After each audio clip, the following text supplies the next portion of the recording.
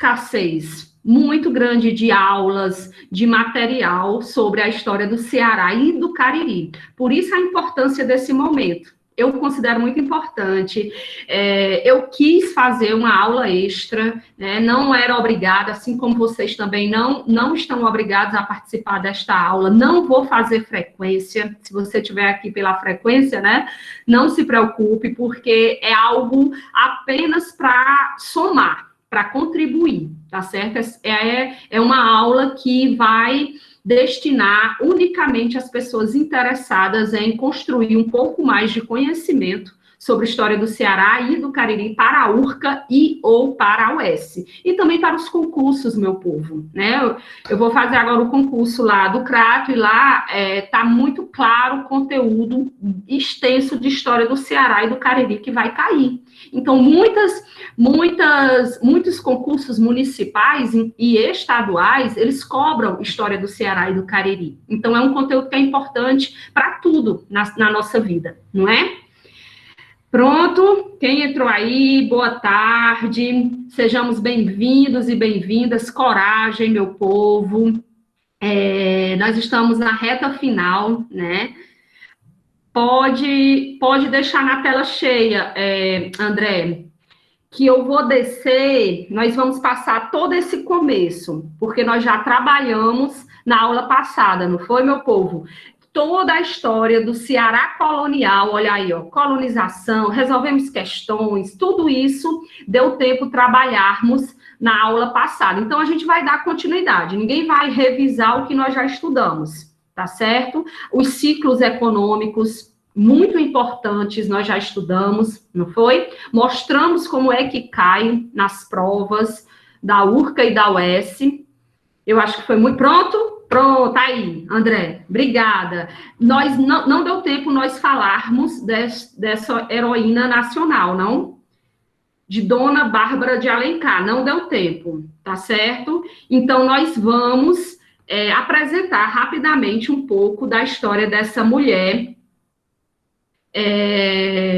que ela é a primeira presa política do Brasil, primeira presa mulher política, né, considerada uma prisioneira, eu posso chamar assim, né, feminina, mulher, e ela foi presa justamente por lutar, juntamente com os seus filhos, por uma república. Ela lutou contra o poder autoritário do imperador, tá certo? Então, assim,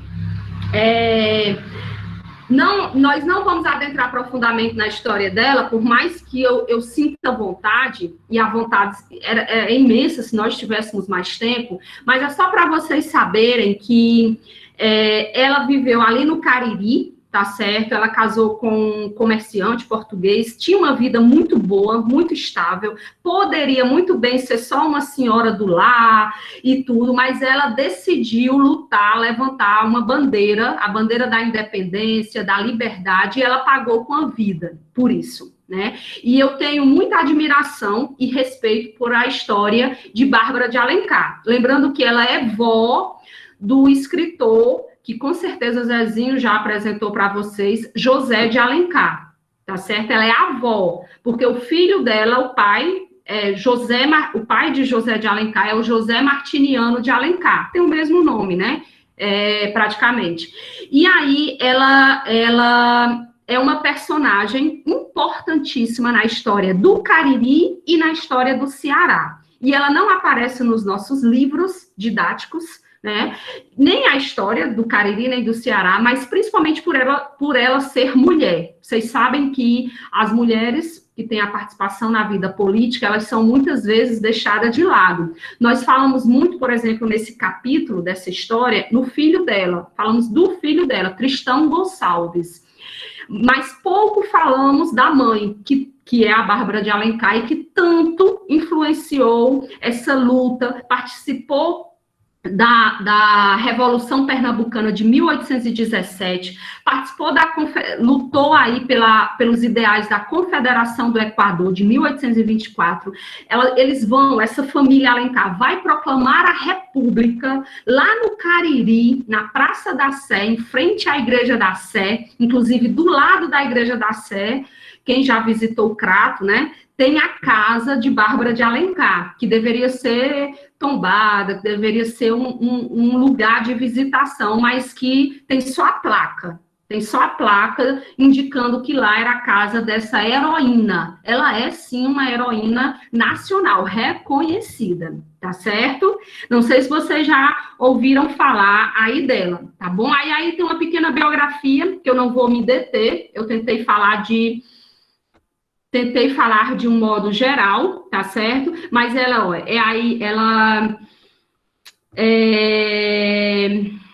conta mais ou menos de onde ela é, lá de Pernambuco, bem pertinho do Crato, Exu, quem não conhece, né, Luiz Gonzaga, Exu, Pernambuco, e ela vai morrer, tem aí a data também, né, que ela vai morrer em 32, tá certo? Não precisa contar toda a biografia, não. Ela vai ser presa em Icó, em Fortaleza, vai sofrer muito, né, até a sua morte, por ser considerada uma traidora, né, da pátria pelo Império, porque ela lutou pela independência, pela república, ela era extremamente republicana, tá bom? Tá certo?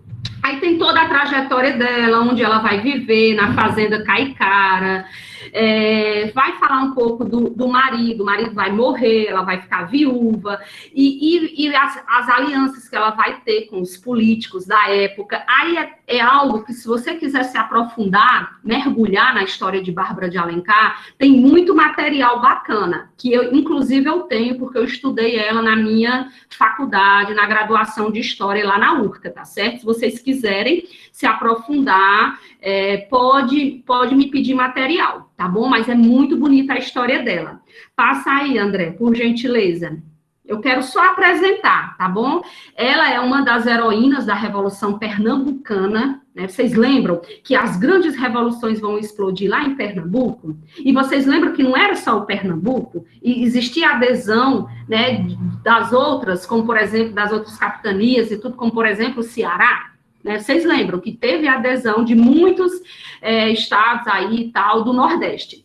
E aí o Ceará, ele vai participar com essas lideranças, tá certo? Pode passar, André. Bem simples. Aí, ó, só para mostrar para vocês, só para mostrar a importância da história de Bárbara de Alencar, da sua participação, né, juntamente com os seus filhos, Tristão Gonçalves, José Martiniano, nessas revoluções republicanas, que tinha caráter republicano, né, que queria essa independência e que não aceitava o autoritarismo, né, do imperador, de Dom Pedro I, tá certo? Ainda não, Vitor. Aqui é o período, nós estamos falando, eu estou falando mais ou menos aí de... sim, perdão, a Revolução Pernambucana, né? De 1817. É porque tem também a Confederação do Equador de 1824. E também vai sofrer influência dessa luta, desse envolvimento da família Alencar aqui no Cariri. Aqui no Cariri e no Ceará, como um todo, tá certo? Tudo bem, tudo bem. Olha como é que a URCA aborda, Vitor. Olha aí, ó. Nós estamos em 1817, Vitor. Aí no contexto da Revolução Pernambucana, lembra? 1817, 3 de maio. Neste dia, subiu ao púlpito, na matriz do Crato, eita, olha aí, revestido de batina e roquete, o diácono José Martiniano de Alencar, filho de Bárbara de Alencar. Emissário do governo revolucionário de Pernambuco, proclamou a nossa independência e república, lendo o Preciso de Mombaça. Ao terminar a leitura, ergueu vivas correspondidos pelos assinantes. arvoraram depois uma bandeira branca e dispararam tiros em sinal de alegria, né, comemorando aí a proclamação da República no Cariri, no Ceará. Sobre isso, né, o substrato do texto acima refere-se a quê? Sobre todo esse episódio que foi relatado, contado aí, refere-se a quê? Olha que interessante. Letra A adesão do Crato. Olha como é específico, né? Cariri. A adesão do Crato à Revolução Pernambucana, que instituiu, após proclamada, a adoção de forma republicana de governo e a convocação de uma Assembleia Constituinte, a liberdade de culto e de comércio. Letra A. Só pelo pouco que eu falei e esse relato. Letra B. Recusa do Crato em aderir ao processo de independência de 1822. Não vou nem terminar. Letra C, união da região do Cariri ao governo provincial de Fortaleza, contrário ao movimento de independência de 1817, liderado pelos pernambucanos. Letra D, permanência fiel dos líderes caririenses às forças portuguesas que partiram da Chapada do Araripe para combater os pernambucanos revolucionários em 1817, e letra E, Confederação do Equador, que teve início em 1817, com a liderança de padres pernambucanos do sertão nordestino. E aí? E do sertão nordestino, né? Perdão. Olha como é que a URCA trata, aborda. Esse foi o último vestibular da URCA, viu, meu povo? Bem recente essa questão. Olha aí, 2020.1. Porque não teve ainda 2020.2, né? Bem recente. Vocês chutariam qual? Eita, eu nem estou acompanhando. Tibúrcio tá dizendo que acha que é a D. Não tem certeza. Quem chuta? Bem rápido, para a gente não perder muito tempo. Mas é só para vocês observarem como esse conteúdo é abordado. E aprender também, né, com resolvendo questões. É muito útil o método de resolver questões para o aprendizado. Milena vai de A, Mirelle também. Vitor acha que é A, será A, né? André não vai poder responder, que ele está só com uma conta e ele está transmitindo a tela. Mas tu fala aí, viu, André, para tu? Qual é a que tu acha que é? Pronto, Cida acha que é A, Carol A. Pronto, vai lá, André, será? Será que acertar essa questão, meu Deus, que vai fazer a diferença? Olha aí, show de bola. Parabéns, viu? Parabéns. O próprio enunciado, ele me dá pistas que essa é a resposta. Não sei se vocês perceberam, mas se eu não tiver um pouco do conhecimento, uma noção sobre esse acontecimento, esse envolvimento de Bárbara de Alencar, de Martiniano de Alencar, quando vocês escutaram o sobrenome Alencar, pode relacionar a Revolução de Pernambuco, tá bom? A Revolução de 1817, essa revolução que lutou por essa independência, que lutou para que o Brasil se tornasse uma república, né? E não submissa aí, um império. Eles não queriam essa submissão ao imperador, tá certo? De forma alguma, eles eram totalmente contrários ao autoritarismo, por isso que eles foram tão perseguidos, foram presos e tudo mais. Ok? Então, ó, falou nesse episódio aí de que aconteceu isso, Sara? Aconteceu. Que foi proclamado, né, essa república aí em 1817. Só durou, meu povo, 2 dias, 2 ou 3 dias, se eu não me engano, eu não lembro de certeza. Mas rapidamente foi reprimida, né? Quando chegou lá nos ouvidos do governo, não teve jeito, rapidamente esses revolucionários foram perseguidos, foram presos e foram executados, vocês sabem disso, né? Depois eles vão ser, ok? Então, é a adesão de Crato, sim, à Revolução Pernambucana.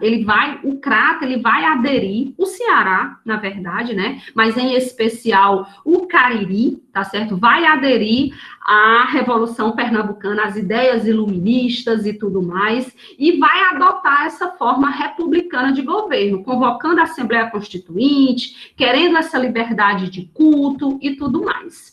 Olha como o Cariri se destaca, né, na história política do Brasil. Muito bom, show, pode passar. Deu para entender? Tem alguma dúvida?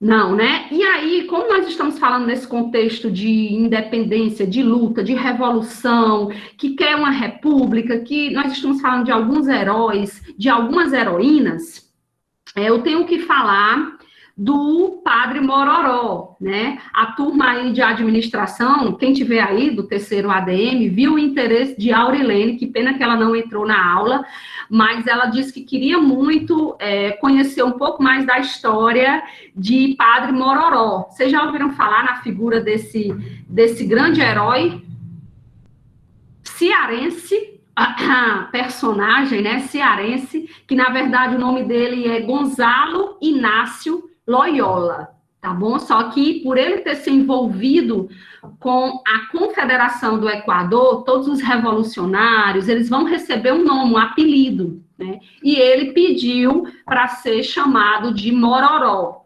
justamente por uma árvore que existe aqui, né? Uma planta, uma árvore que diz que ela enverga, mas não quebra, né? Por isso que todos nós sejamos mororós.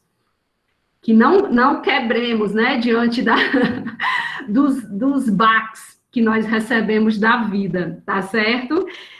Alguém já ouviu falar no Padre Mororó, meu povo? Ou é algo novo? É um personagem novo aí para o conhecimento de vocês, o conteúdo? Não, Bianca está dizendo que não. Milena disse que sim. Milena, quem é ali daquela região de Sobral? Quixeramobim, por isso que a Aurilene se interessou tanto, né? Quem é daquela região, todo mundo conhece o Padre Mororó. Por que é que nós não conhecemos? Porque ele não é ensinado em nossa história, não é? Não é ensinado em nossa história, tá certo? Infelizmente, e deveria sim ser conhecido por todos.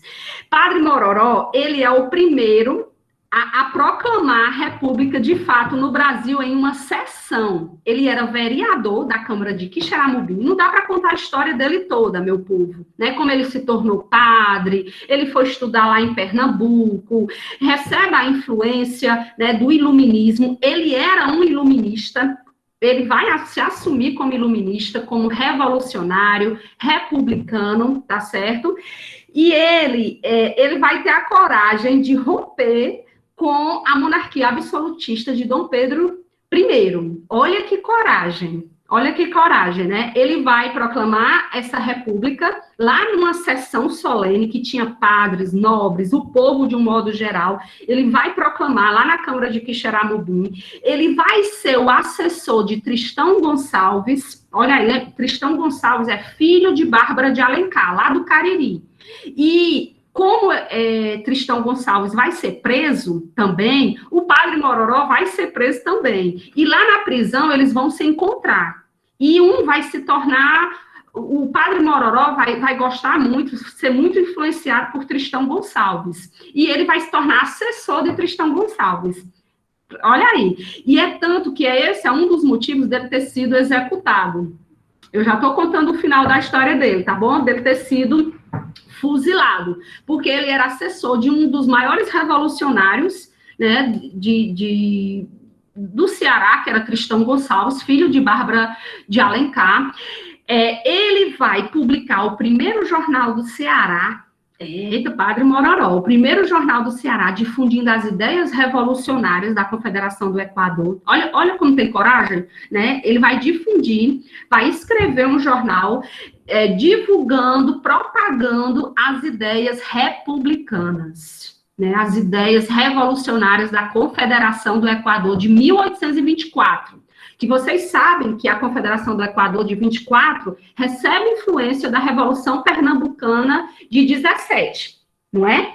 praticamente são os mesmos revolucionários. Os que lutaram lá em 17 vão continuar lutando em 24, porque eles continuam acreditando nas mesmas ideias de liberdade, de independência, de república, e contra o governo autoritário de Dom Pedro I, e tal, e tal, e tal. Enfim, tá certo? Então, ele, por conta disso, ele também vai, é por isso que ele vai ser executado, tá bom? E ele vai ter tanto prestígio, ele tinha uma oratória incrível, ele falava muito bem, e isso, ele conseguia atrair muita gente para o lado deles, dos revolucionários da Confederação do Equador, e ele se torna o secretário-geral da Confederação do Equador. Ele queria a união, meu povo, de todas as províncias, queria essa liberdade. Olha como era bonita a luta dele, né? A bandeira que ele levantava. E por tudo isso ele vai ser preso, né? Lá em Baturité, depois em Fortaleza. E lá em Fortaleza mesmo, no passeio público, quem já teve a oportunidade de ir lá conhecer, ele vai ser executado, tá bom? Era para ele ser enforcado. Mas aí eles não, os que iriam matar ele não conseguem. E aí vai ser fuzilado, tá certo? Morto por ter sido um revolucionário. É um herói. Ele é um herói cearense, é um herói nacional, mas não é conhecido. Como Mirelle, incrível como antigamente os líderes religiosos eram à frente das causas políticas e sociais. Mas você sabe por quê, né, Mirelle? Mirelle e os demais, vocês sabem por que a igreja, o clero, se envolviam tanto em movimentos, movimentos sociais, políticos, revoluções? Porque eles conheciam, né, eles tinham contato com o conhecimento, com as ideias iluministas lá em Pernambuco, porque todos esses padres iam estudar lá em Olinda, né, no seminário de Olinda. E lá no seminário de Olinda era propagado, eles tinham acesso aos livros, a todas as ideias iluministas que estavam sendo difundidas na Europa, eles tinham acesso.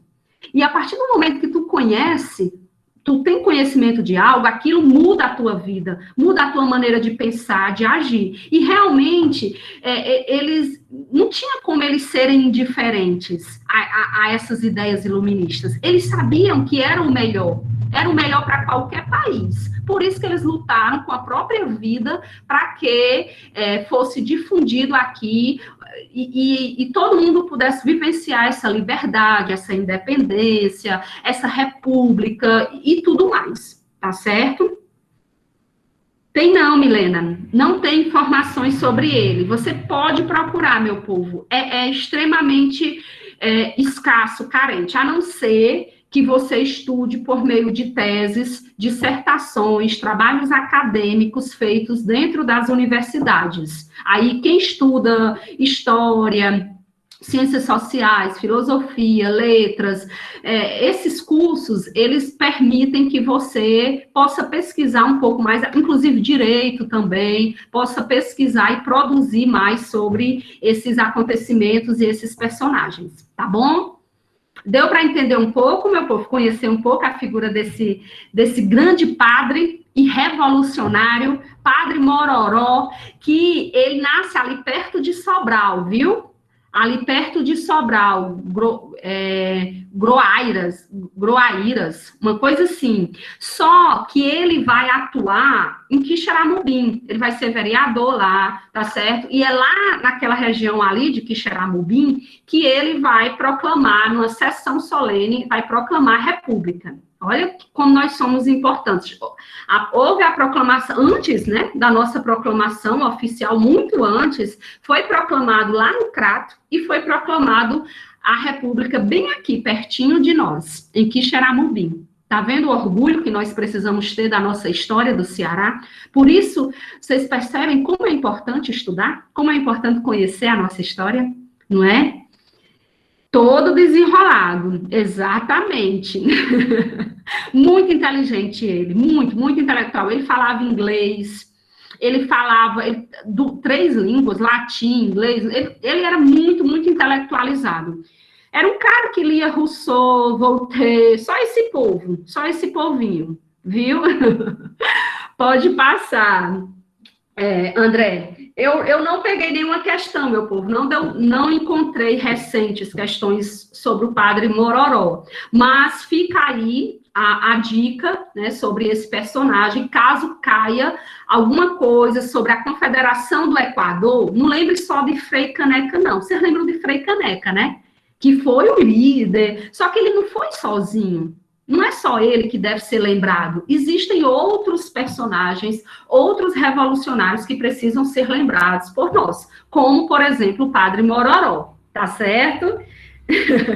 E aí, deu tempo eu falar sobre os campos de concentrações, e aí nós vamos entrar na seca, que é um episódio, é um capítulo muito triste da história do Ceará, tá certo? Que vem desde o Brasil colonial, né, passa pelo Brasil imperial, permanece no Brasil republicano, ou seja, a seca perpassa todos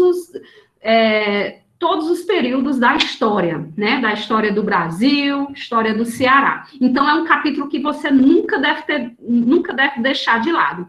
E, Sara, além de estudar, né, as mazelas, o êxodo, que vai a consequência, né, da seca, fome, miséria, desigualdade, abandono, além de falar de tudo isso que nós conhecemos, né, que faz parte do cenário que a seca traz, eu gostaria que vocês não esquecessem do episódio dos campos de concentrações. Deu tempo eu falar, não deu na aula passada?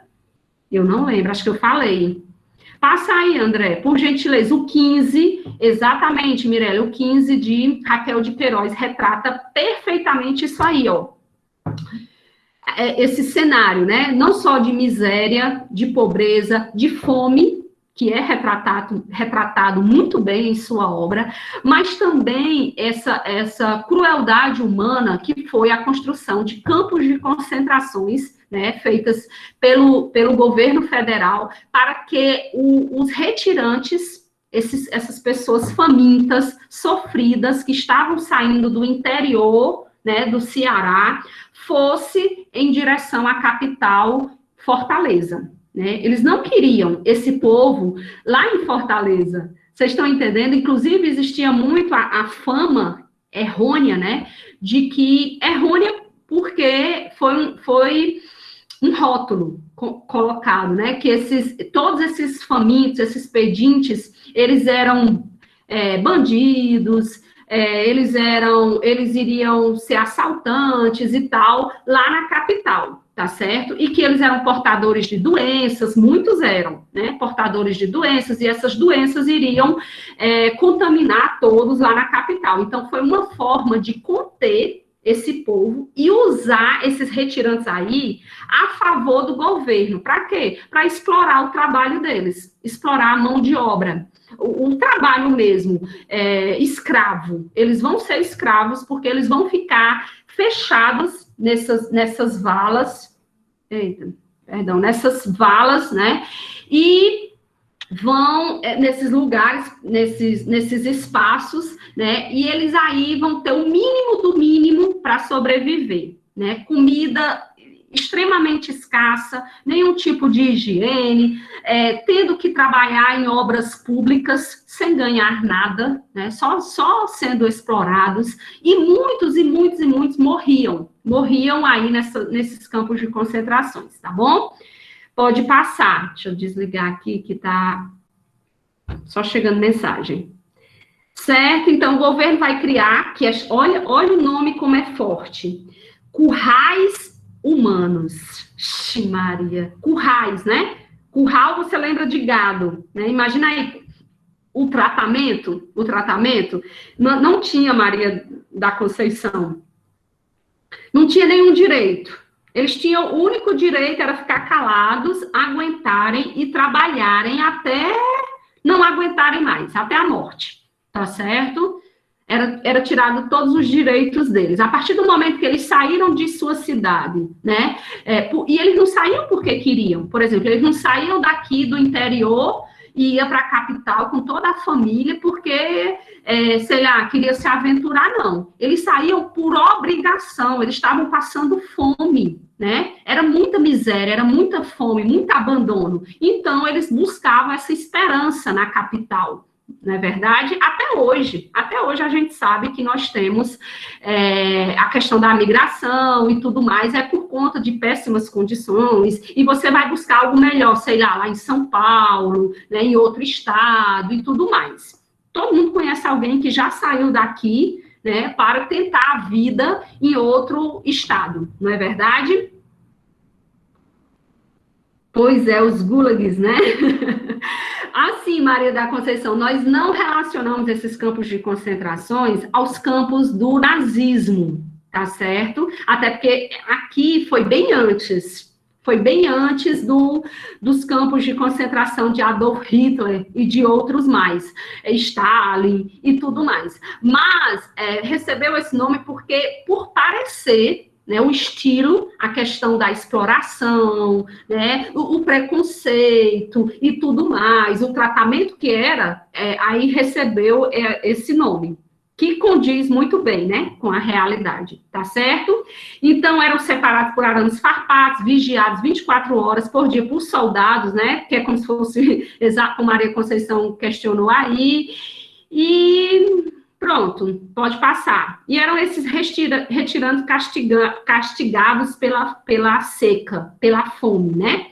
E aí, era tão grande o número de pessoas concentradas nesses campos que há uma média de 73 mil pessoas. Acredita-se, os historiadores, que foi muito mais. Mas só para vocês terem noção de quantas pessoas ficaram presas mesmo, meu povo, presas nesses campos, né, farpados, vigiados, eles não podiam fugir, né, porque eles seriam mortos, tá certo? Deixa eu só colocar aqui o computador para carregar.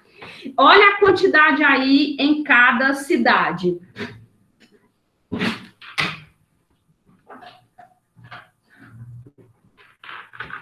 Olha aí. Olha só, aqui bem pertinho de nós, meu povo, Cariús, Senador Pompeu, Quixeramobim, né? E você pode pensar, eu achei que era só ali perto de Fortaleza. Não, todo esse trajeto vai ter lugares que eles vão conter, né, o avanço desses retirantes. Aí vocês imaginam a crueldade, né, para com esse povo. Não é triste, né? A gente estuda tanto o que o nazismo fez com os judeus, negros e ciganos, e nós estudamos tão pouco, né, o que aconteceu com o nosso povo aqui, do nosso estado. A gente estuda muito do Brasil, mas nós não conhecemos também a crueldade que aconteceu aqui no nosso estado, bem pertinho de nós. Inclusive, o campo de concentração de Senador Pompeu, ele foi reconhecido e tombado há pouco tempo. Se nós estivéssemos em tempos normais, eu tinha já até combinado com Marília de nós realizarmos uma aula de campo, e aí seria com os terceiros anos, porque vocês vão sair, né? E teria essa oportunidade de visitar lugares importantes para a história do Ceará, né, para a história do Brasil. Que pena que não foi possível, né? Uma pena, porque já pensou conhecer esses lugares, reviver, né, sentir a história que aconteceu naqueles lugares, seria fantástico, tá bom? Pode passar, André. Olha aí, Fábio Otávio, boa tarde, seja bem-vindo. Aí, um campo de concentração, né, uma centralização aí. Se eu não me engano aí, essa palavra, meu povo, é Iguatu, que ainda tinha um acento. Olha se vocês conseguem ler. Eu acho que é. Eu não lembro a fonte que eu tirei. Não estou lembrada de onde eu tirei, mas é de lá, viu? É de lá. Pois é, Mirelle e Cida, eu acho que é de lá. Muito interessante, né? Passa aí, bem rápido, André. Senão não dá tempo, é muita coisa. Aí, olha como é que a URCA cobra. Eu tinha colocado algumas questões da UES na aula passada e eu estou trazendo algumas da URCA, tá bom? A URCA ama retratar a seca, né, e suas consequências, e também a questão desses episódios, né, que são os campos de concentrações para conter os flagelados e os retirantes que saíam do interior para a capital de Fortaleza, tá certo? Olha aí, URCA 2019.2, recente também, e diz assim: na cidade do Crato foi instalado o campo de concentração do Buriti, com o objetivo de encaminhar e confinar os retirantes que vinham de várias localidades do Nordeste, sobretudo Paraíba, Pernambuco e Ceará. Esse campo, como vimos, foi o que mais concentrou retirantes, chegando a conter cerca de 70 mil pessoas, como aponta a revista comemorativa do Bicentenário do Crato, dirigida por Oswaldo Alves de Souza. Taurararará. Considerando o texto acima, assinale a alternativa correta. Olha como é que a URCA cobra. Pode passar, André. Está no outro slide. É porque não é muito grande, não dava em um slide só. Olha aí, ó, sobre tudo isso que nós falamos e o texto, a construção do campo de concentração citado indica que a seca do Nordeste sempre foi um fenômeno meramente natural e rural. B. As secas no estado do Ceará tiveram importância significativa na formação de Fortaleza e das cidades do interior, como também nas relações entre os sujeitos e os espaços produzidos dentro da cidade. Letra C. Os campos de concentração construídos durante as secas de 1915 e 32 para conter a migração dos retirantes ficaram restritos à cidade do Cariri. Restritos. D. O campo de Buriti é classificado como campo de concentração por ter sido lugar de aprisionamento de defensores do pensamento nazista da região do Cariri durante a seca de 32. E os campos de concentração no Ceará se caracterizavam por implantação de técnicas disciplinares, simultaneamente econômicas e políticas, com elevados custos e baixa eficiência. E aí, meu povo, depois que a gente estuda um pouquinho, eu acho que fica muito simples. Aliás, não é que fica simples, mas fica menos difícil identificar mais ou menos a opção correta. Eu ficaria entre duas. Sempre, né? A gente fica entre duas. Quem chuta? Mas eu conseguiria acertar. Eita, exato. Já ia dizer, Mirelle. Eu ficaria entre A e B, meu povo. Porque C, né, não foi restrito só o Cariri. Teve aqui senador Pompeu, Xeramubim, Cariús, né? Então não foi. C também nada de nazismo, né? Nada de alto custo, né, para manter, nada a ver. Ixi, Maria, tá todo mundo na B, é? Uhum.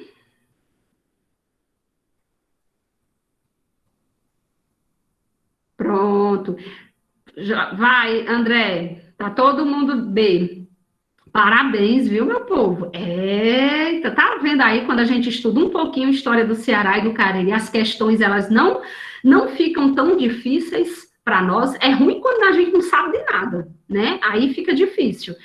A letra A, ela se torna errada somente por essa questão do simplismo, quando eles colocam que a seca é um fenômeno meramente natural e rural.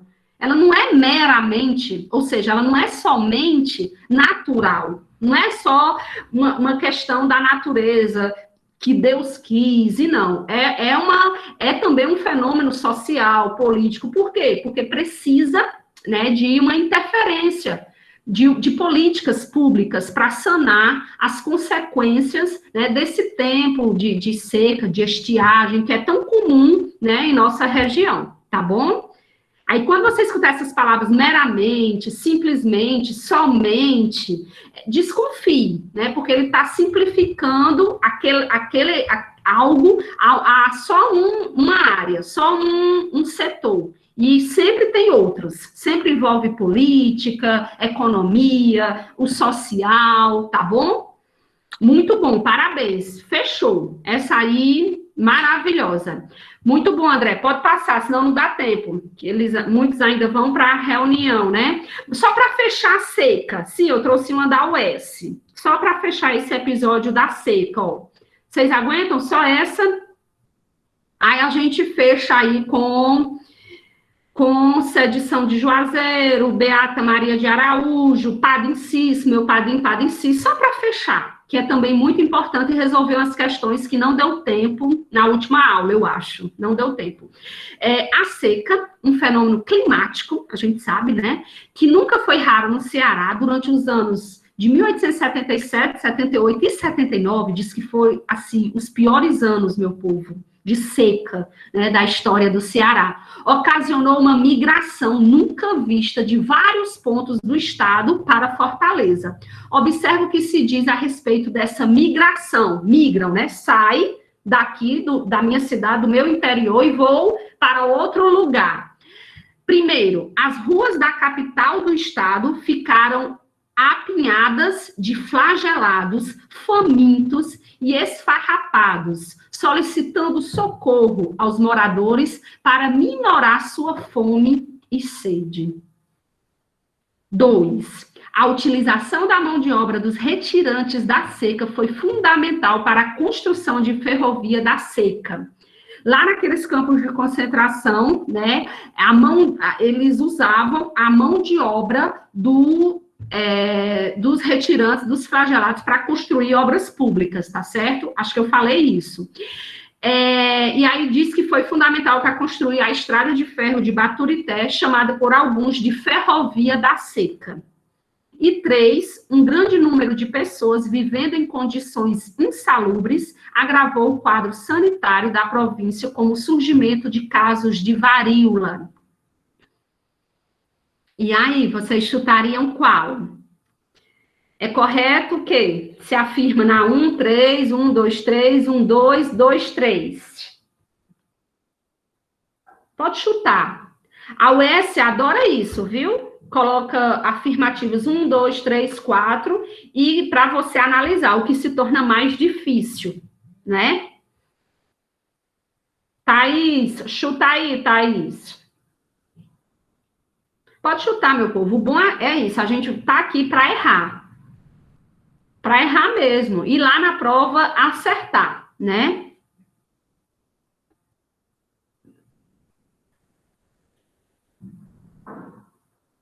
Eu só vou passar quando alguém responder. Só vou dar a resposta se alguém responder. Pronto, Maria da Conceição está questionando, será que é a D? Bismarck, será que é C? Mirelle, D? Pronto, eu só queria ter esse chute. Só esse chute, viu? Vai lá, André. Muito bom. B, meu povo. Olha como confunde. Mas todas estão corretas. É esse o cenário. Foi tudo isso que aconteceu nesse período da seca, né? A capital, Fortaleza, esses campos de concentrações que era para conter, mas não vai conter 100%. Vai ter flagelados, vai ter retirantes. Eles queriam que não tivesse tantos, né? Não tivessem tantos, porque tu imagina que Fortaleza tinha na época umas 30 mil pessoas, habitantes, e estavam indo para a capital uma média de 100 mil retirantes. Tu imagina aí como ficaria a capital, né? Então, para que não aumentasse os problemas, aí foi tipo uma solução criar esses campos para conter, para não chegar tantos retirantes e tantos flagelados lá na capital. Tá certo? Então, as ruas da capital, elas vão ficar cheias de flagelados. É aí que vai surgir as favelas, né? Essas favelas que tem... Antes de Fortaleza, você pode perceber que tem, né? Lugares bem pobres, bem carentes, que é uma origem também desse período, tá bom? Assim como a utilização de mão de obra dos retirantes da seca, foi usado, sim. É uma informação nova que eu não passei, como, por exemplo, a construção da estrada de ferro de Baturité, mas era uma obra pública e eles vão usar a mão de obra dos retirantes para construir obras públicas, ou seja, trabalho escravo, né, meu povo, trabalho escravo, e também existia um grande número de pessoas que viviam, como eu disse, não tinha nenhum tipo de higiene, nenhuma higienização, e eles vão, sim, ter várias doenças, entre elas a varíola. Inclusive, esses retirantes flagelados que ficavam nesses campos de concentração tinham suas cabeças raspadas, para não passar piolho e tudo mais, tá certo? Pronto, Maria da Conceição, foi, né? Tem os campos, então, não ficam pelas ruas, e sim em um lugar isolado. Exatamente. É essa pegadinha que derruba o candidato, porque ele sabe disso. Ele sabe que o campo de concentração é para conter esse povo, esses flagelados. No entanto, não vai conter 100%. É impossível pegar 100% geral, né? Vai ter muitos que vão, com certeza, chegar na capital, vão superlotar, vão ficar empilhados, vão ficar mais ali nas periferias, né? Ao redor da cidade, e é esse o cenário mesmo, viu, meu povo? Confunde, né? Confunde mesmo, tá bom? Mas é isso. Pronto, André, pode passar. Tem mais alguma dúvida? Não, né? Pode passar que o tempo tá voando, viu, meu povo? Pronto, esse cara, volta aí, vocês já ouviram falar nesse cara? Ele é outra personagem muito importante da história do Ceará. Ele é considerado um herói, tá bom? E, pronto, ó, Mirelle já ouviu falar, ele é o famoso, né, dragão do mar. Quem já foi lá em Fortaleza sabe que tem esse espaço, né? É visitado, é muito falado no Dragão do Mar, mas poucas pessoas conhecem a sua história e a sua importância, tá bom? Ele também era chamado de Chico da Matilde, que é o nome da sua mãe, tá certo? Olha o privilégio dele, recebeu o apelido, né? O nome da sua mãe, tá bom? Ele era um jangadeiro, e que transportava escravos, para quem não sabe, tá certo? Passa aí, André, bem rapidinho. Vocês iam lá, Vitor? Seria maravilhoso, viu? Fortaleza seria um lugar onde vocês iam poder visitar vários centros históricos, né? Vocês iam poder conhecer, de fato, a história do Ceará. Seria incrível, viu, Vitor? Pronto, aqui, ó, só para vocês entenderem a importância, né, do Dragão do Mar, ele, tanto que é questionado, ele não é, de fato, ele é um líder abolicionista, só que ele não é o primeiro e o único. Às vezes a gente só existiu o Dragão do Mar, né, como o abolicionista, aquele que não aceitou mais traficar escravos, ele é o líder e acabou. Não, existem muitos outros, né, que não entraram para a história, assim, eles não são conhecidos, mas que eles fizeram parte também desse heroísmo, dessa coragem do Ceará, né, de ser o primeiro, né, meu povo, a primeira província a abolir a escravidão. E também o tráfico, né, que já era uma lei, já não podia, mas que não podia o tráfico internacional, vocês lembram, se eu não me engano, aí 1850 e alguma coisa, mas que continuava o tráfico aqui dentro. Aqui dentro, nós já estudamos nas leis abolicionistas, vocês lembram? Aquelas leis, Eusébio de Queiroz, e depois é que a gente estuda as outras, né? Mas que, mesmo não podendo fazer o tráfico lá fora, né? Trazendo escravos, existia um tráfico ilegal, vamos dizer assim, né? Clandestino.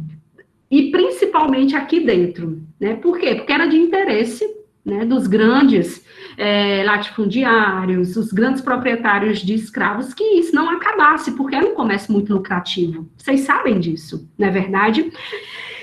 Exatamente, Vitor, lei para inglês ver, que na prática não aconteceu, né? Por isso recebe esse nome, só mesmo para os ingleses verem, porque era uma pressão da Inglaterra que acabasse com a escravização. Nós já estudamos isso, né? E não era porque eles eram bonzinhos, mas também por a questão dos interesses, revolução industrial, né? Ter consumidores e tudo mais. Muito bom, bem lembrado. E é bom a gente fazer esse paralelo com a história geral, né, para que a gente possa entender a história local, a história regional. E aí, só para resumir a história aí do Dragão do Mar, ele vai participar, né, de uma greve, é como se fosse um manifesto, um protesto contra esse tráfico ilegal de escravos. Por eles serem jangadeiros, vocês sabem o que é o jangadeiro, aquele que fica nas jangadas, vocês já devem ter visto algumas jangadas, né, muito comum no cenário cearense e nordestino também, e ele fazia esse transporte, né, esse transporte de escravos para o porto de Fortaleza, tá certo? E aí chegou um momento, aí em 1881, por aí, que eles resolveram dar um basta, né, dizer, não, a partir de agora, nós vamos fechar o porto e não vai haver mais o tráfico de escravos aqui. E o primeiro a fazer isso foi um cara chamado José Luiz Napoleão, que ele não é conhecido, ele foi o líder desse protesto, dessa greve, vamos dizer assim, né, contra esse tráfico de escravos, e eles vão dizer isso, no porto do Ceará não se embarcam mais escravos. Eita, olha aí, a coragem, né? E o Dragão do Mar ainda disse isso, ó, não tem força bruta neste mundo que eu faça reabrir o tráfico negreiro aqui. Pense, bateu aí de frente com os grandes, né? E realmente não houve mais o tráfico aqui, não houve mais esse transporte a partir desta data. Olha a coragem, olha a importância desses revolucionários, né, desses líderes, tá certo? Pode passar, André, só para vocês terem uma noção, tá, meu povo? Não dá tempo mergulhar, não. Então, aí a jangada, ó, que eu mostrei, que eu falei, né, por eles serem jangadeiros, era chamada de Jangada Liberdade, a jangada deles, Chico da Matilde, o famoso Dragão do Mar, né, inclusive, ele vai para o Rio, aí quando ele volta, né, ele volta em um navio a vapor, só que para chegar em Fortaleza, ele coloca a jangada no mar, como se ele tivesse feito a viagem do Ceará para Fortaleza e de Fortaleza para Ceará em uma jangada, né, e aí ele foi aplaudido, foi recebido como um herói, desfilou na cidade, tudo mais. Tá certo? E aí, o primeiro a oficializar o fim da escravidão, vocês já sabem, né, foi o então município de Acarape, né, que depois vai se tornar Redenção, em 1º de janeiro de 1883, tá certo? Eles vão soltar 116 escravos e a cidade vai passar a chamar de Redenção. E também o Ceará vai receber o título de Terra da Luz, vocês sabem disso, né? Que não é por conta só do sol, nem nada disso, é justamente por esses raios de liberdade que saíram daqui, né, em primeira mão, tá bom? Olha, mais um orgulho de ser cearense e de conhecer a história do Ceará, tá certo? Pode passar, André, eu não sei se eu coloquei uma questão. Olha essa questão sobre o Dragão do Mar, só para fechar, meu povo. Com base, né, no que nós estudamos, é célebre a frase de Francisco José do Nascimento, Dragão do Mar. Aqui não se embarca mais escravos. Assinala a alternativa que se relaciona corretamente com o contexto político cearense em que a frase foi proferida. E aí, meu povo, letra A proibição do tráfico de escravos havia sido decretada recentemente no Ceará, abrindo espaço para as manifestações dos abolicionistas radicais. B. As lutas em torno da abolição dos escravos ganharam grande alcance em face do número de negros que foram trazidos pela província do Ceará após a seca de 77. C. A campanha abolicionista alcançava seu auge no Ceará, conseguindo a adesão dos jangadeiros que faziam o transporte dos escravos do porto para o navio. Ou letra D, o tráfico interprovincial entre as províncias estava levando à falência comerciantes e fazendeiros cearenses, que decidiram impedir pela força o embarque de escravos para os navios. E aí?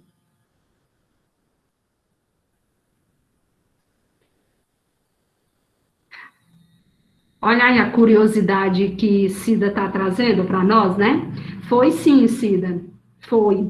A Petrobras lançou um navio com o nome Dragão do Mar como homenagem a esse herói. É verdade. E tem várias homenagens a ele. Se você chegar em Fortaleza Estátua, né? a convenção, o espaço cultural Dragão do Mar, né, recebe o título para homenagear esse líder abolicionista, né, do Ceará. Muito bom.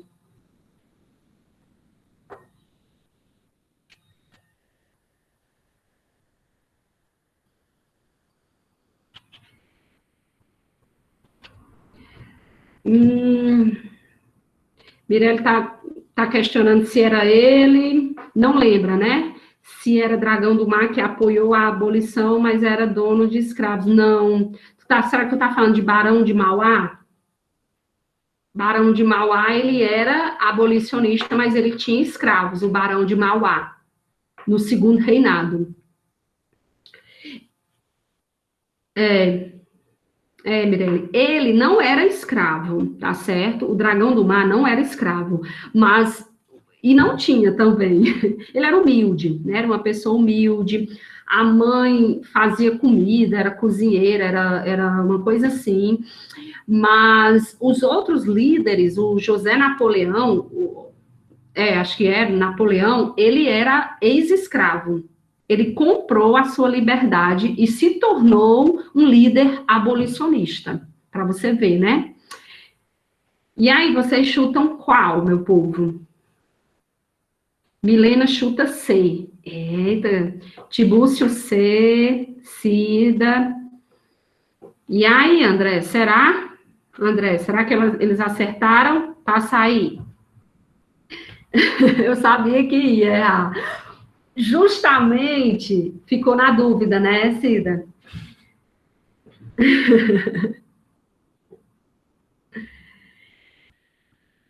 Pronto, isso aqui é muito interessante, meu povo. Foi um tópico que eu não apontei para vocês, tinha até mais imagens, mas é porque ia ficar muito longo, né? É muita coisa para se tratar. Sara, Oi, pode falar. Sara, eu tinha ficado em dúvida entre A e a C, acaba dando a D, eu acho. Já pensou no vestibular, hein, Não, errado de qualquer jeito. Dá raiva, né? Dá raiva, porque você ficar entre duas erradas, quando fica entre uma errada e uma certa, né? Pois é. Mas essa é uma pegadinha, viu, Tibúcio? É algo que nós não estudamos e a UVA, ela cobrou, porque é algo muito específico, porque, de fato, existiu isso, meu povo. Existiu que aqui no Ceará, em algumas províncias do Nordeste, o escravo era muito barato. Era uma mercadoria trocada, às vezes, por 2 sacos de farinha. Só para você ter noção da desvalorização do escravo. Né, aqui não estava sendo rentável o comércio de escravos, justamente por essa desvalorização, era muito longe, o transporte custava muito caro, então eles não valorizavam a mercadoria, que era considerado, né, cruelmente como uma mercadoria, o escravo, tá certo? E aí eles colocam justamente isso, o tráfico interprovincial que existiu entre as províncias, mas que levou à falência, de fato, levou à falência dos comerciantes e dos fazendeiros cearenses. E eles vão decidir impedir pela força o embarque de escravos para os navios. Vai existir um momento, vai chegar um momento que vai chegar a esse ponto, né? Porque o prejuízo era muito grande. Tá entendendo? Você comprou o seu escravo muito caro e você vai vender ele por 2 sacos de farinha.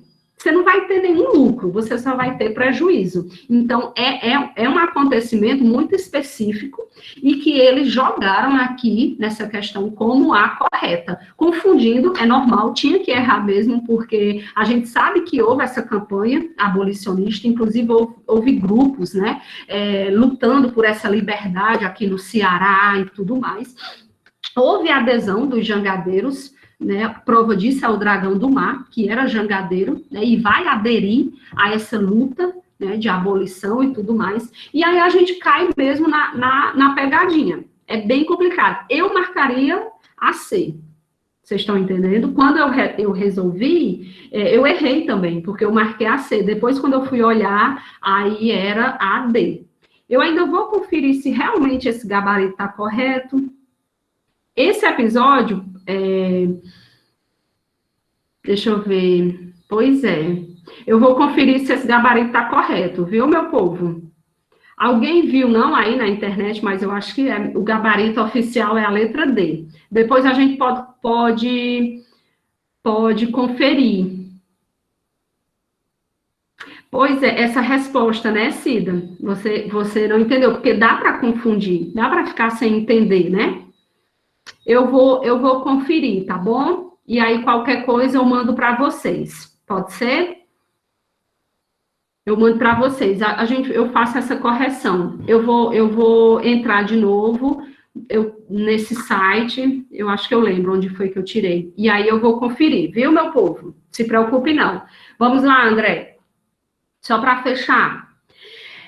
Só para fechar, né, seria o último episódio da história do Ceará, né, que não, claro, não dá tempo nós trabalharmos tudo, é muita coisa em 2 aulinhas apenas, mas deu tempo eu fazer toda a contextualização da sedição de Juazeiro, não deu, meu povo?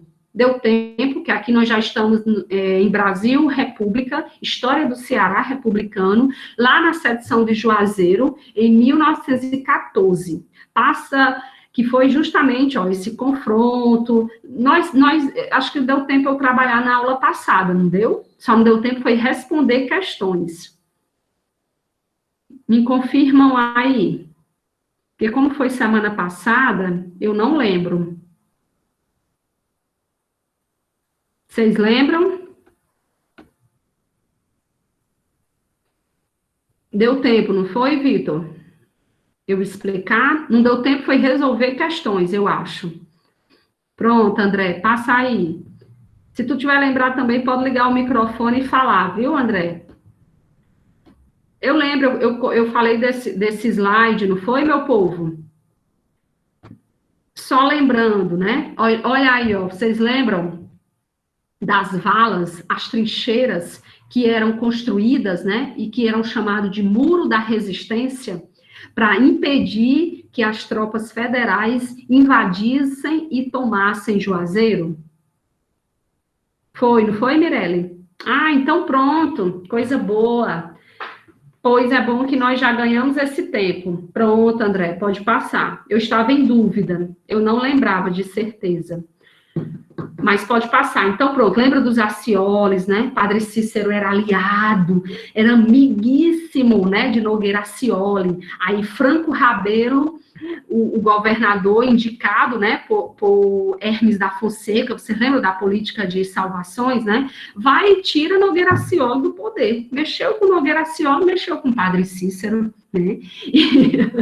E aí espalha a notícia de que as tropas de Franco Rabelo vão invadir Juazeiro, vão matar Padre Cícero. Aí os jagunços, os cangaceiros, os devotos de Padre Cícero vão se unir, vão formar um exército, né? E vão derrotar as tropas de Franco Rabelo, as tropas federais também, não é? Porque é como se Padre Cícero e uma cidade do interior estivesse batendo de frente com a política federal, a política de Hermes da Fonseca, o presidente Hermes da Fonseca, né? E eles conseguem, só resumindo, né? A sedição de Juazeiro, ela é vitoriosa, ela derrota, ela tira Franco Rabelo do governo, coloca de volta os apoiadores lá, aliados da família Accioli, que era uma oligarquia, coronéis poderosos que estavam aqui há séculos, né, no poder,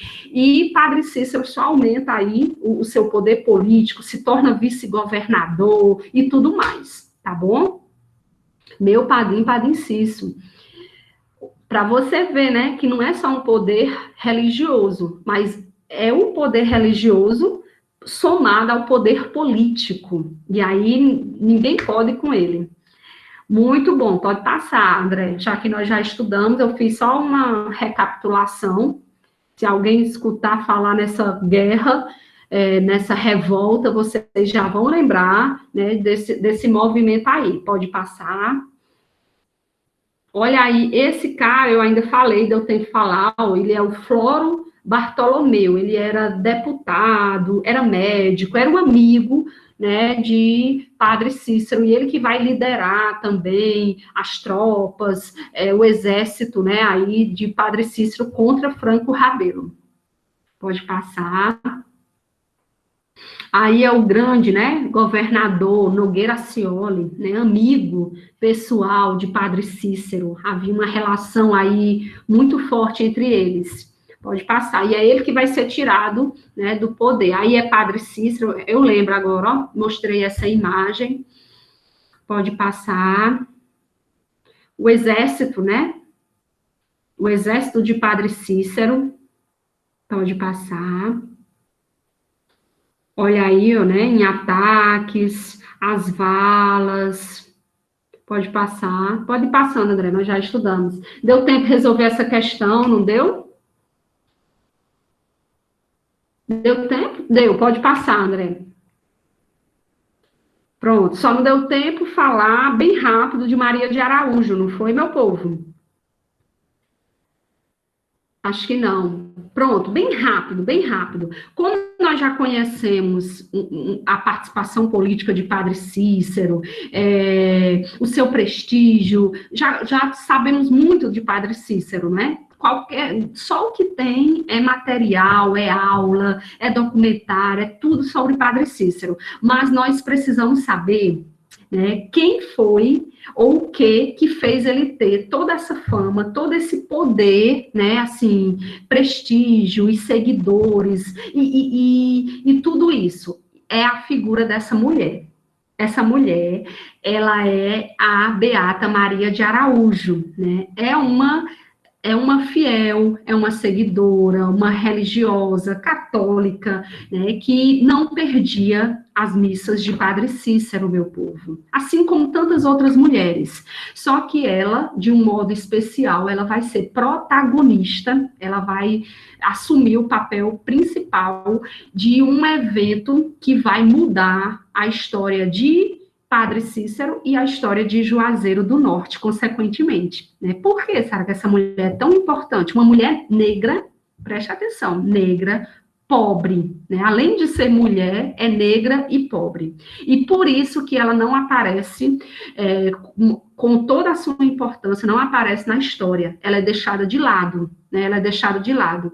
E a gente precisa saber, porque é ela que vai ser a protagonista do milagre de Juazeiro. Vocês já ouviram falar nesse episódio? Assim como teve outros episódios, né, sedição, de Juazeiro e tudo, tem também o episódio chamado O Milagre de Juazeiro, que tem nos outros slides, mas eu vou só falar mesmo por alto para vocês, que quem nunca ouviu falar, quem nunca conversou com o Romero, uma pessoa devota de Padre Cícero, não sabe, mas quem já conversou sabe, nem que seja por alto essa história, que foi quando, aí em meados, né, 6 de março de 1889, a hóstia que vai ser dada por Padre Cícero a essa beata, chamada Maria de Araújo, vai ser transformada em sangue em sua boca. Né? Então, é um episódio que não vai acontecer só uma vez, mas várias vezes. Nós não estamos aqui para julgar se de fato aconteceu ou não, mas o fato é que foi relatado, né, foi contado, está nos inquéritos, foi aberto inquéritos para investigar a veracidade, se de fato aconteceu ou não. Para os fiéis, aconteceu, tá certo? Foi um milagre, essa hóstia virou sangue, e esse sangue que virou aí na boca da Beata Maria de Araújo era o sangue sagrado, santo de Jesus, para eles, para os beatos, para os devotos, para os romeiros de Padre Cícero. E a partir desse episódio, né, a partir do momento que vai ser espalhado essa notícia, né, essa notícia bombástica do milagre que aconteceu, né, que Padre Cícero que realizou esse milagre, que foi transformar essa hóstia em sangue na boca da beata, vai chegar inúmeros, centenas de romeiros em Juazeiro do Norte, a partir dessa data, né? Então, vai aumentar o número de fiéis, de romeiros, Juazeiro vai crescer, ele vai ser muito requisitado, buscado e tudo mais. Só que o povo, a partir daí começa a considerar Padre Cícero como santo, tá certo, meu povo? O povo. E a igreja, Sara? A igreja não. A Igreja Católica Apostólica Romana, a igreja oficial, não reconhece esse milagre até hoje, né? Inclusive, ainda é aberto o processo de beatificação e depois eles querem, né, a santificação de Padre Cícero, mas ainda não foi aceito pela igreja, é uma luta, né, de séculos, mas não é aceito. E a igreja começa a perseguir, né, Padre Cícero, porque ele começa a ter uma rivalidade entre o catolicismo popular e o catolicismo oficial. O catolicismo popular é justamente esse, né, do povão, de seguir tudo que Padre Cícero falava. Ninguém seguia mais o Papa, tá entendendo? Que é a ordem máxima da Igreja Católica. Mas o que Padre Cícero falasse, pronto, era lei. Ia ser cumprido. E aí há uma rivalidade, né? Não que Padre Cícero brigou com a igreja de forma alguma, mas ele inclusive, os seus votos, o seu direito de celebrar a missa é negado. Ele não pode, por um certo período, nem celebrar a missa, só que ele continua fazendo isso, não oficialmente, né, na sua casa. E ele não podia fazer batizado, não podia fazer nada, porque há uma ruptura do Padre Cícero com a igreja. Depois vai ter uma reconciliação, eles vão se reconciliar, tá certo, meu povo? Mas nesse momento, Padre Cícero chega aí até a Roma, só para vocês terem noção, né, para provar que houve de fato esse milagre, que é injusto essa perseguição. Roma manda médicos para o Cariri, né, para que possa ser investigado. Se eu não me engano, são 3 inquisições. A primeira prova que houve um milagre, a segunda e a terceira que não houve o milagre. Então, é todo um processo, até hoje, né, polêmico, emblemático, mas o fato é que faz parte da história do Ceará, né, esse episódio. Pode passar, André. Só para vocês verem, olha aí, ó. Essa é a Beata Maria de Araújo, o nome dela é Maria do Espírito de Araújo, analfabeta, mestiça, mas era negra mesmo, viu? Usam muito essa expressão, né? Cabelos carapinhas, 28 anos e era lavadeira, tá certo? Então, foi uma sexta-feira da quaresma, em 1º de março, que vai acontecer essa transformação da hóstia em sangue em sua boca, tá certo? E aí era um milagre em Juazeiro, ok? Pode passar, André. Pronto, questão dogmática, é um dogma, essa transubstanciação, que é dogma, Sara, é uma coisa que não pode ser questionada, é uma verdade, né, absoluta e tal. Então, é algo é algo que tem na Igreja Católica, Apostólica Romana, né, mas que é muito sério e eles não aceitavam essa transformação da hóstia em sangue na boca de uma mulher negra, analfabeta e tudo mais. Como era que o sangue de Jesus, do nosso Salvador, vai surgir, vai aparecer na boca de uma sertaneja, analfabeta, pobre, negra, no interior do Ceará, né, não faz sentido. Para a Igreja Católica Apostólica Romana não faz, e aí eles vão investigar e vão concluir que, de fato, não aconteceu, tá certo? Há um preconceito contra o catolicismo popular e tudo mais, né? E há um questionamento, para que serviria o clero se Deus estava mediando diretamente com os fiéis? Então, o clero, a igreja, ela se incomoda com isso, e ela fica com medo, né? É muito interessante isso, meu povo. É porque não dá para a gente aprofundar nessa questão, viu? Porque é muita coisa. Vai lá, André, não dá tempo não, ó. Eita, 2h20. Aí, só para me mostrar para vocês, como eu falei da Beata Maria de Araújo, eu precisava mostrar como a Urca cobra. A Urca ama a Beata Maria de Araújo, os acontecimentos em Juazeiro, que envolve Padre Cícero e tudo mais, porque faz parte da história do Cariri, né, meu povo? Então, olha como é que a Urca cobra, ó. Maria de Araújo é uma personagem singular por ter sido vista como alguém tocada pela graça divina. Eita. Calculamos que sua história foi contada a partir da combinação de traços e elementos similares a outros episódios hagiográficos. Neste sentido, distinguimos 3 tipos de relações que podem ser estabelecidos a partir dos fenômenos que ocorreram de 1889. Olha o tamanho do texto. Olha o tamanho do texto que a Urca traz para vocês analisarem e responderem. Olhe sobre esses fenômenos que aconteceram. Mística, a Igreja Católica, onde Maria de Araújo foi qualificada a partir da trinomia santa, embusteira e possessa, né? Ela recebeu esse título que era um embuste, então era falso, foi mentira, ela inventou isso, né? Existe até a teoria que ela tinha alguma doença, alguma coisa que saía sangue dos lábios dela, ou que ela mordeu, ou que saiu, né? Então, ela era tida como essa embusteira, possessa, ou então que ela foi possuída pelo demônio, algo do tipo, né? Olha a gravidade, né? Mística, um mistério, né? Mística e medicina, a partir do qual o debate girou em torno da possibilidade de ela ser histérica, olha aí, enferma, existia algum tipo de enfermidade, e, por fim, mística e política, né, no qual a trajetória de santidade de Maria foi apagada e substituída pela do Padre Cícero. Eita! Lembrando que a disputa pela santidade dela levou quase a um cisma, com a resistência de padres e populares à decisão do bispo e de Roma. Tá vendo o conflito, né, entre Roma, a igreja oficial, e o catolicismo popular aí de Padre Cícero. Em todas as relações há um transbordamento de sentimentos, no qual um espaço invade o outro. Em outras palavras, se os fenômenos ocorridos com Maria de Araújo não podem ser entendidos fora da religião, eles tampouco podem ser separados da ordem médica e política no final do século XIX. Olha quantas questões envolvem esse episódio, né, meu povo? Medicina, política, religião, confronto, mistérios, olha quantas coisas, só em um episódio. Pode passar, André. Pois é, Raíssa, ninguém tem comprovação do que de fato ela tinha, porque tu sabe que quando ela morreu, o corpo desapareceu, né?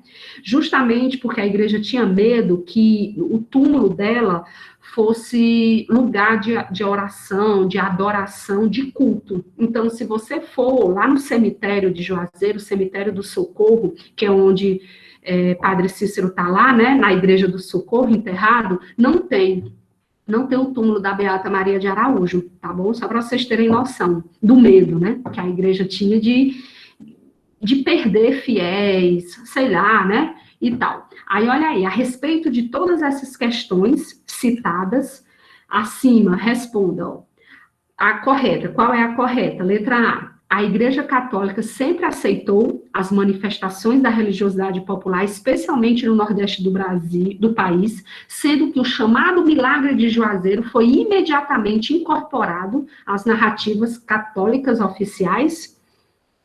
Letra B. Desde o começo do século XX, o exemplo de Padre Cícero, a imagem de Beata Maria de Araújo, figura como um dos personagens centrais das celebrações religiosas, havendo, inclusive, uma romaria inteiramente dedicada a ela no dia 14 de janeiro, dia da sua morte. O pouco que vocês sabem, vocês acham que tem romaria em Juazeiro para a Beata Maria de Araújo? Ou lá, as romarias que tem lá é só para o Padre Cícero? Letra C. No contexto de Juazeiro do Norte e do sertão nordestino, os aspectos religiosos são suficientes para explicar e compreender a figura da Beata Maria de Araújo. D, o processo episcopal, né, os bispos e tudo, que apurou os chamados fatos de Juazeiro, é contundente em afirmar o caráter milagroso daquelas ocorrências, aspecto que serviu para aumentar as peregrinações para Juazeiro do Norte. E letra E, a Urca é ruim, ainda tem a E, As questões apresentadas pela autora reforçam a reflexão sobre as tentativas de apagamento da imagem da Beata Maria de Araújo entre os episódios religiosos de Juazeiro do Norte, a começar pelo próprio desaparecimento do corpo da Beata de seu lugar de enterramento. Já dei as pistas, não foi, meu povo? Mas só para a gente ganhar tempo, mas só que pode ser uma pegadinha também, viu? Como é Maria da Conceição, a única certeza é que muitos não queriam aceitar devido à sua cor e classe. Com certeza, Maria da Conceição, eu não tenho dúvida. Nós já trabalhamos muito a questão do racismo estrutural, né? E ele existe, e ele é latente, e ele não é de hoje, né? Não é de hoje, ele está entranhado aí, está nas nossas entranhas, né? Desde o início da nossa história. E é uma prova, com certeza. Pronto, pode passar, André. Todo mundo respondeu letra E, tomara que R, errou não. Parabéns, meu povo. Mesmo que eu não tivesse falado, mas só um pouco que nós trabalhamos sobre a Beata Maria de Araújo, não dava para pensar isso? Né? As outras eu iria eliminando, porque a igreja não reconheceu como milagre, não tem nada a ver as outras alternativas, entende? Então, tinha que ser a letra E mesmo, a correta. Parabéns, viu? Pronto? Pronto, meu povo. Vamos encerrar. Eu estou com medo do horário, porque eu disse à Joana que terminaria no máximo 2h30 para liberar o pessoal aí de informática e ADM para a reunião de preparação para o estágio, tá certo? Passa aí, André. Pronto, eu acho que eu encerrei. Tem outros conteúdos, mas eu vou... não vai dar tempo. Eu vou deixar esses slides para vocês. É o Beato José Lourenço, aí já seria o Caldeirão, outro episódio muito importante. Vocês lembram de Canudos, né? Lá na Bahia, nós tivemos um exemplo aqui no Cariri. Então, é outro episódio importante da história do Ceará, mas eu me sinto contemplada, pode tirar, André. Eu me sinto muito feliz e contemplada por eu ter conseguido trabalhar os principais episódios com vocês. É muita coisa, deu para vocês sentirem, né? Mas a gente conseguiu trabalhar aquilo que eu considero assim, o mais importante dentro da história do Ceará e do Cariri para a URC e a UES. Tá bom, meu povo? Eu espero que tenha ajudado, que tenha contribuído, que vocês saiam dessa aula diferentes, assim, pelo menos com um pouco mais de conhecimentos, informações e orgulho da nossa história, da história do Ceará, que vocês sintam vontade de pesquisar, de se aprofundar, de estudar mais ainda a nossa história, tá certo? E se precisarem de outro momento para resolver questões, sei lá, a gente baixar as questões da URCA e da UES, e se vocês quiserem um outro momento, eu me disponibilizo, tá bom? Um outro aulão. Sara, mas nós vamos terminar agora o terceiro ano, mas vocês não vão se livrar da escola, né? Porque tem estágio. Então, de forma livre, quem quiser, eu me disponibilizo a ajudar vocês, antes da URCA, antes do vestibular, da UES, se vocês precisarem, pode me chamar, que a gente faz um outro aulão, só com questões da URCA e da UES, tá bom? Que bom, Maria da Conceição, fico feliz. Pronto. Ô, Paloma, muito obrigada. Eu que agradeço, viu? Paloma, Bianca, Maria da Conceição, Vitor, obrigada, Lara, eita, fico feliz, Milena, obrigada, Vitória Rayane, pronto, Mirelle, muito obrigada, viu, meu povo? Sim, ó, Maria da Conceição está perguntando sobre o aulão do Enem, né? Nós vamos ter reunião com o núcleo gestor, Maria da Conceição, amanhã, 9 horas. Então, eu vou pedir a vocês para a gente marcar para a próxima semana, ou na segunda, ou na terça, ou no máximo na quarta. Um horário que não choque com outro professor. Ou, se vocês preferirem, eu gravo a aula e mando para vocês. Mas o bom aqui é porque a gente faz essa interação, vocês tiram dúvidas, né? E se torna, eu acho que se torna um pouco mais produtivo, interessante. Aula gravada, você não dialoga com o professor, não é verdade? Você só assiste. E é muito bom quando a gente pode dialogar, perguntar, tirar dúvidas, né? Mas aí a gente combina, tá bom? Show, obrigada pela presença, a participação de vocês, viu? É melhor por aqui, né, Maria da Conceição? Também acho.